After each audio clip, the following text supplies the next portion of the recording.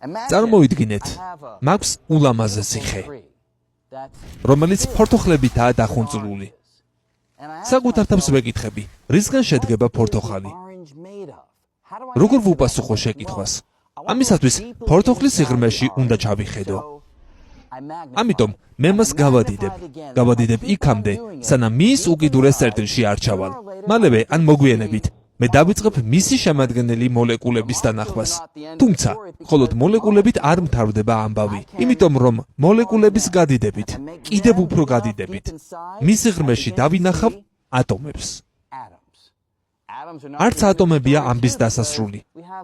იმიტომ რომ ასევე ბუნებაში გვაქვს ელექტრონებიც.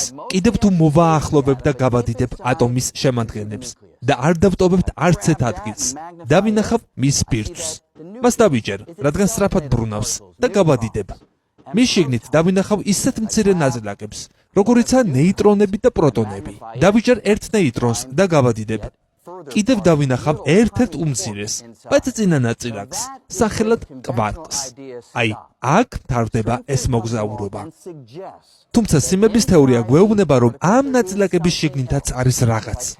ამიტომაც ავიღებ ამ პაწაწინა კვარკს და გავადიდებ მას.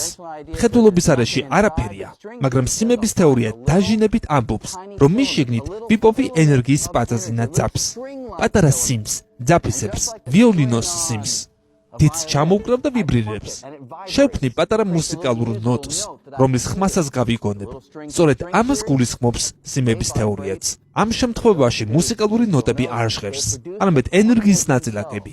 ასე რომ, კვარკები სხვა არაფერია თუ არა სიმები, რომლებიც ერთ შაბლონში ვიბრირებენ, ელექტრონის ერთ სქემაში. მაგრამ არის კიდევ ერთი რაღაც, აი, დავიჭირე ნეიტრინო. ეს მცირე ნაწილაკები ცალკე არაფერია, მაგრამ თუ ამ ყველაფერს გავაერთიანებთ და უკან დავბრუნდები, მივიღებ ჩვეულებრივ ფორთოხალს. თუ ეს იდეები სწორია, ისინი სპეკულაციურია, მაგრამ თუ ისინი პირდაპირ ფორთოხლის შიგნით არიან, ისინი არაფერია თუ არა მოცეკვავე, მოვიბრირე სიმების სიმფონია. ეს არის სიმების თეორიის უმარტივესი ახსნა.